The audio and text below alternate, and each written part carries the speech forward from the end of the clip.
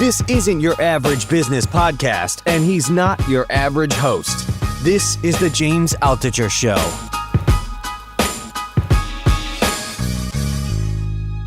Couldn't believe it was possible. I thought the reality show of election 2024 could not be beat. But it turns out that was just season 1, and season 2 is incredible.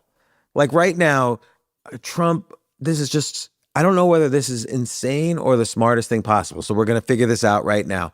Trump just announced that he wants to buy Greenland, and so many things to unpack there. The deeper I go, the more of a rabbit hole it became, and the deeper I went. But first off, if you remember, Trump tweeted back in 2019 that he wanted to buy Greenland. And the Prime Minister of Denmark said, hey, Greenland is not for sale. And I'm watching these tweets. I just couldn't believe it. And by the way, this led to me starting a crowdfunding campaign for myself to buy Greenland. More on that in a second. But now it's happened again. Just a few days ago, Trump announced that not only did he wants to buy Greenland, but it is an absolute and strategic necessity for the U.S. to own Greenland. So first off, when this first happened in 2019, I couldn't really understand what's happening. Like, did the president of the United States just offer to buy another country on Twitter? And what does the Prime Minister of Denmark have to do with this? Why did he even respond? He said it's not for sale. This tiny country in Europe, Denmark, announced Greenland's not for sale. So did I watch an entire negotiation for a country take place? And what does Denmark have to do with this? So first I started digging into that. And what I realized basically surprised me that yes, Greenland is incredibly strategically important and also somewhat of a sad and unusual place for a variety of reasons. So I decided, you know what? I need to buy Greenland. It's better if no country owns Greenland. So first I tried to create a crowdfunding campaign on Kickstarter to buy Greenland, and they rejected me. I think I ended up doing it on GoFundMe, and I actually started raising, I explained all the reasons why I should buy Greenland along with the crowd that would finance it. And then I offered various prizes. So the rewards were any pledge over $1, you would get citizenship of Greenland. Any pledges over $100, you would receive 1 acre of land. And there's something like 800,000 square miles of land in Greenland. So there's a lot of acres. All pledges over $10,000, you would receive a royal title like a duke or earl. And all pledges over $100,000, you would receive a national holiday named after you. So I was already raising like thousands of dollars, or people were reposting it everywhere. But then I believe it was GoFundMe. They shut me down. They said, we know you're doing this as a joke, and we don't want to have to pay all the American Express fees or the credit card fees when we return all the money. So they shut me down. So I couldn't buy Greenland myself. But it's very interesting. The same reasons why Trump wanted to buy Greenland in 2019 are the reasons basically why he wants to buy Greenland now. So I'll just focus on right now. Suffice to say, he got busy with COVID. He did not buy Greenland in 2019, but he wants to buy it now. And I think he's pretty serious. Now, just so you know, it's important to know that the Prime Minister of Denmark, who is named Mette Frederiksen, she said, absolutely not. Greenland is not for sale, and we are very much open for business. That's an interesting thing to include. We are very much open for business. I'll get to that in a second. Also, the premier of Greenland, whose name is Mute Burup Agedi. By the way, Greenland, just so you know, is the population is Inuit, which is what we normally refer to as Eskimos. And all of their words are unpronounceable. But the premier's name is Mute. The capital's name is Nuke. So it's very, well, the few names that I can pronounce, they're very kind of easy to pronounce names. But let's get right into, first of all, what did Trump actually say? This is important. Trump wrote on Truth Social, basically a tweet that then got reposted on Twitter. I am pleased to announce Ken Howery as my choice for United States Ambassador to the Kingdom of Denmark. Ken is a world-renowned entrepreneur, investor, and public servant who served our nation brilliantly during my first term as U.S. Ambassador to Sweden, where he led efforts to blah, blah, blah. As a co-founder of PayPal and venture capital fund Founders Fund, Ken turned American innovation and tech leadership into global success stories and blah, blah, blah. He said more. But then in the same tweet, he said, for purposes of national security and freedom throughout the world, the United States of America feels that the ownership and control of Greenland is an absolute necessity. So first off, very interesting. Ken Howery is a co-founder of PayPal. Who else is a co-founder of PayPal? Elon Musk.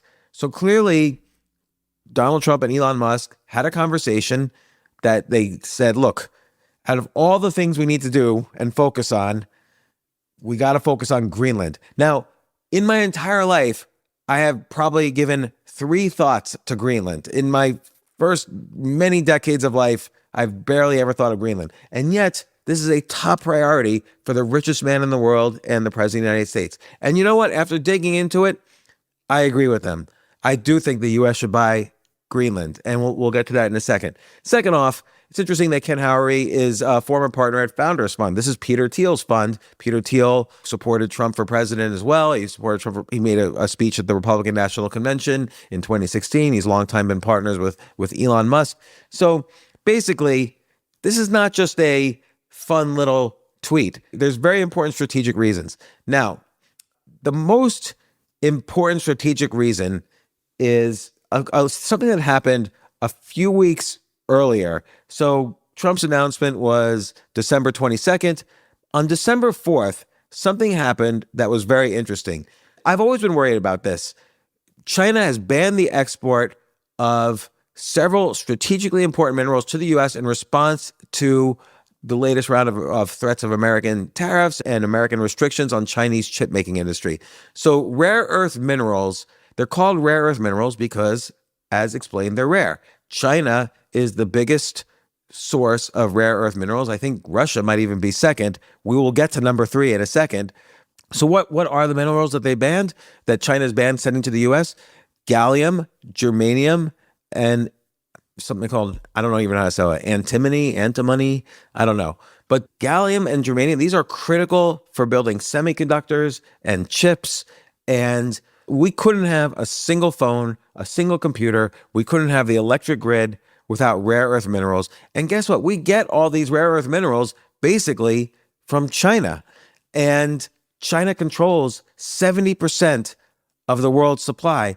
And I always wonder to myself, well, you know, we always have all these tensions with China. We're supposedly in this kind of even colder than the Cold War sort of war with China. There's a cybersecurity war. There's a tariff war. There's tensions around Taiwan.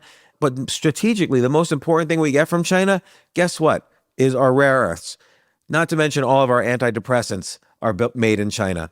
And all of our iPhones, of course, are made in China. But the rare earth, I always wonder, what if China just said, hey, we're not going to give you any more rare earth minerals? What are you going to do about it? Well, we have an answer. 2 weeks after China did that, Trump says it's an absolute strategic necessity that we get Greenland. Now, just so you know, there is a history to this. So in World War II, by the way, Denmark has quote unquote owned Greenland or had some control over Greenland since the 1700s. And since about 1812, they completely own Greenland. Greenland, of course, has its own premier. They have some autonomy, but Denmark sends $700 million a year to support Greenland. And Greenland's a poor country. The biggest export is fishing and tourism. So the Inuit, the 57,000 actual residents of Greenland, do not get any benefit at all from the selling of rare earth minerals, there's other natural resources in Greenland. We'll get to those.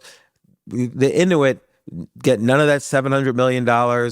They're basically encouraged to leave their small little villages and go into bigger towns so they can participate in manufacturing and boring and factory work or whatever.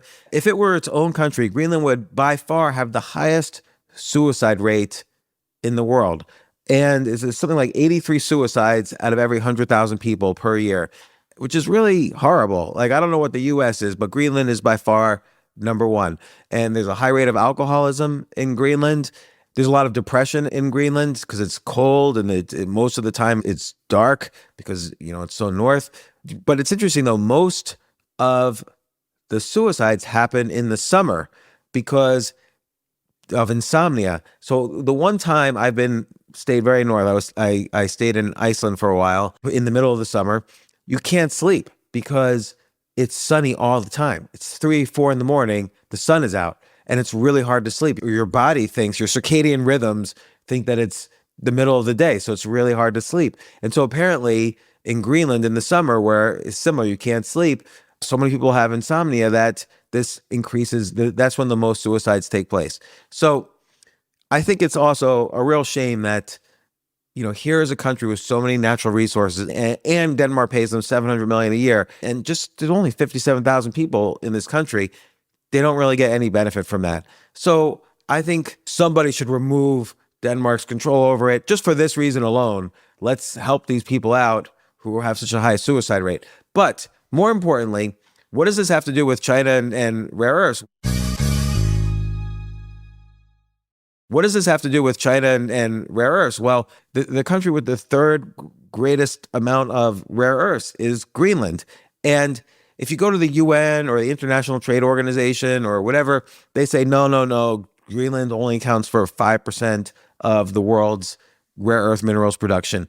The problem is that they actually have, under the ground, 1/3 of the world's rare earths. So just Denmark does not have the financial or technological capability to mine for rare earth minerals in Greenland. Now, you know who does, of course? The US does, and China does. China knows how to do this very well. So Greenland has already said, despite the US and the EU pleading with them not to do this, that it will not restrict Chinese mining of rare earth minerals. There's a company, it's called Greenland Minerals. This is the company that's the biggest company in Greenland mining the rare earths. Now, it's called Greenland Minerals, but guess who the largest shareholder is? It's a company called Shanghai Resources. Shanghai Resources is based in Beijing. So is this a coincidence? Well, guess what? Guess who the largest shareholder of Shanghai Resources is? Shanghai Resources is public on the Beijing stock market, which means that the Chinese public owns a good chunk of the company. But the biggest shareholder of Shanghai Resources is, of course, the Chinese government owns over 27%, and then other big companies in China bring it up to over 50%. So China basically is mining, and Denmark has sold the mineral rights and the mining rights to this Shanghai Resources, to basically China, instead of selling these rights to the US. And so China is getting a clamp on all the rare earth minerals out there. And this is not political. It doesn't matter how you feel about Trump or China or whatever. I don't think one country should control the most important and valuable minerals on the planet, particularly minerals that could shut down the electric grid for the entire world. And again, all semiconductors are made with rare earth minerals and so on. Second off, Greenland is the 6th largest producer of, guess what? Uranium. Of course, who wants uranium? Everybody in the world wants uranium. Anyone who wants to make a nuclear weapon wants uranium. And there's one city or area in Greenland that has all this uranium. It's called Kvanefjeld. I don't know how to say it. Kvnefjeld. If someone could tell me how to say it, I'd be very grateful. And so guess who has the rights to mine all the uranium in Kvanefjeld? Oh, it's a small little company called Shanghai Resources. Once again, our favorite little Chinese mining company. Again, this is not about, don't let China have it so the U.S. control it. Let's just not have one country that really doesn't like the U.S. controlling all the rare earth minerals and all of the uranium. These are the 2 most valuable resources on the planet. Second, or another thing is oil and gas. For 80 years, the U.S. has been dependent on essentially the corruption of Saudi Arabia and OPEC for our oil and gas needs. But now, whether it's, climate change or global warming, the reality is that glaciers in Greenland have been melting. And so guess what? It's easier to drill for oil in Greenland now. And it's estimated 13% of the world's oil could be in Greenland territory, and 30% of the world's natural gas. So countries like China, Russia, the US, of course, are going to be competing for this territory. So again, Greenland is critical for rare earth minerals, uranium, oil and gas. Now, let's take a step back. U.S. has tried to buy Greenland before, not only in 2019 with Donald Trump, but all the way back after Abraham Lincoln was assassinated and Andrew Johnson took over his presidency back in 1965. Andrew Johnson hired a bunch of people to decide, should we buy Greenland? And there were a lot of natural resources in Greenland. So he thought, okay, this could be good. But of course, he was later impeached and Congress didn't like him. So nothing he did went through. But more recently, during World War II, Denmark was taken over by Germany. Now, technically, Greenland, although it associates politically with the EU because it's owned by Denmark, technically Greenland is part of the North American continent. So Greenland was not taken over by Germany. Why would Germany even take over Greenland? The U.S. took care of Greenland during the 5 years of World War II, or after Denmark was taken over. And then right after World War II, Harry Truman in 1946 offered $100 million to buy Greenland, but Denmark said, no thanks. Now, there is a history, of course, of the U.S. buying countries. So one example is the purchase of Alaska, which we bought from the United States in 1867 when Andrew Johnson was president. Andrew Johnson was like our biggest imperialist, but he didn't want to just attack countries. He was willing to pay. So he purchased Alaska for $7.2 million, and the purchase added about 1.5 million square kilometers of land to the U.S. And in 1959, of course, that land became a state, the modern state of Alaska. Or before that, in 1803, the U.S. bought more than 2 million square kilometers of land. Of course, this is when Thomas Jefferson did the Louisiana Purchase. The U.S. paid $15 million to France for Louisiana and all that area. So the U.S. has a history of doing this, but we haven't really made a major land purchase like that in a long time. Well, okay, in 1917, the U.S. bought the Danish West Indies, a group of islands in the Caribbean, and that's what's now called the U.S. Virgin Islands.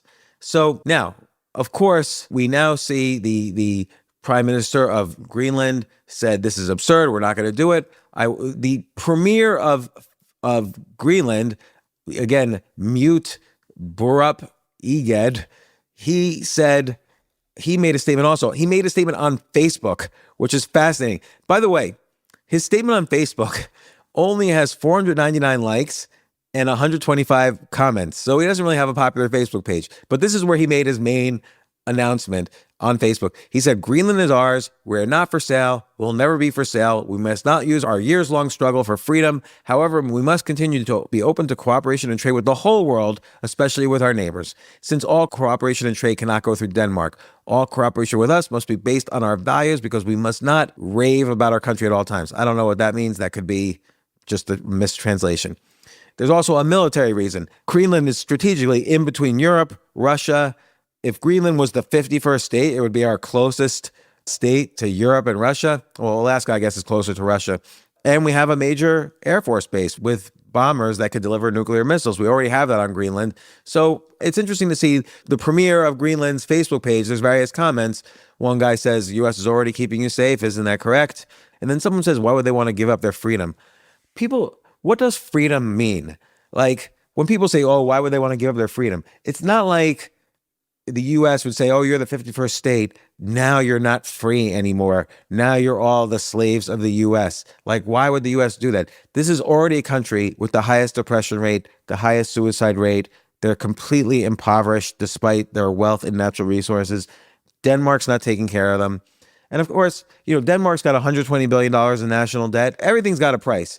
All the U.S. has to do is say, here, look, here's $120 billion, which is like pocket change compared to, the money we send around the world for different wars. So here, we'll just pay off your entire national debt. It's like paying off someone's student loan debt. We'll pay off your entire national debt and we'll take Greenland. So I have a feeling there'll be some negotiations happening.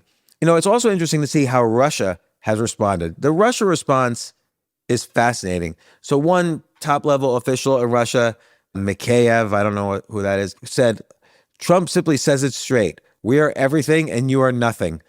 And he says this is especially interesting because it drives a wedge between him and Europe. It undermines the world architecture and opens up certain opportunities for our foreign policy. If Trump really wants to stop the Third World War, the way out is simple, dividing up the world into spheres of influence. So that's very interesting because what he's saying is when Trump says he's trying to buy Greenland, he's basically acting like Russia. And he's basically saying that the U.S. could own a good part of the world, and Russia, this sort of justifies Russia's own imperialism by saying Russia also has the right to own a big chunk of the world. Forgetting the fact that, this Ukraine-Russia war, however you feel about it, there's probably 1 million people dead. It's a horrible war, just tragic on both sides, Russia and Ukraine. And this guy says this opens up opportunities for our foreign policy. No, it doesn't. He's trying to work out a commercial deal. He's trying to pay money to Denmark for Greenland. He's not trying to invade Greenland. No one's invading Greenland. But Elena Penina, who's a prominent member of Putin's United Russia Party and also a member of the Russian State Duma, which is kind of like Congress, she posted her own theory on social media. She says, for Russia, the implementation of Trump's plans for Greenland will have military consequences. The island will become the largest U.S. military base. It already houses the U.S. Thule base, which addresses missile defense gaps. But now Greenland could again become a key base for U.S. strategic bombers. It could also be logical to deploy land-based medium-range missiles on the island, a reincarnation of the U.S. Armed Forces Iceworm project from the 1960s, but with a different technical solution. The project involves placing 600 Minutemen missiles shortened to 2 stages and tunnels in the Greenland ice cap. So she got very technical on the military side. But, okay, everybody's just posturing. And the reality is, this is really interesting. This is the second time that Trump has brought up buying Greenland, and now he's doing it with the full force of, diplomacy behind him. Like, clearly he and Elon Musk have discussed this. Ken Howery, a former member of the PayPal mafia, is going to be the ambassador to Denmark. So, and it's in conjunction with China banning the export of gallium and germanium and some other minerals, which again is going to affect our ability to make basic chips. So this is potentially responding to a disaster from China. So that's basically it. I hope you're a little bit more educated on what at first almost sounds ridiculous, but in fact is actually very strategically important for not only the U.S., but any country, and could change the world economic landscape, particularly if the U.S. has more control over rare earth minerals for the first time ever. That could be a key thing in our leverage with our relationship against China. Don't forget, China makes all our drugs, makes all our phones, makes all our chips, and gives us all the rare earth minerals we use to create our electric grid. So this is a pretty important strategic part of that relationship. Who owns the rare earths? Second, I don't think Denmark treats the Greenland citizens that well. If they're all killing themselves, that's kind of horrible. And if they're all depressed alcoholics, that's pretty horrible. Third, it does have strategic military uses for us, so that we're not always reliant on having our ships in the Mediterranean or the Persian Gulf or whatever. Fourth, there's oil and gas. And do we really want China the main company mining uranium in Greenland? So I do agree that the U.S., and like that comment that, they're not going to be, why would they give up their freedom? They're going to have more freedom if they're part of the U.S., or at least they're going to have more opportunities to benefit from the enormous natural resources they have. It's 57,000 people sitting on 800,000 square miles with all this oil, uranium, and rare earths. They're going to benefit. So I do, again, in 2019, I did my own GoFundMe or Kickstarter to try to buy Greenland myself. This time I agree that, particularly given the fact that China has now blocked some rare earth minerals for us, I do think it's good for the U.S. And I think it's good for the world if the U.S. basically doesn't allow China to mine for all these natural resources in Greenland, and if the U.S. itself does it. So if you have any comments or questions or replies or whatever, reach out to me on Twitter at @Altucher. Otherwise, subscribe to this podcast. I'm going to do more of these types of mini podcasts about kind of critical things going on in the administration during this next year. I might, give me a text about what you would like to learn about next. I might do something on the Panama Canal and maybe some other things. But I hope you learned a little something about Greenland.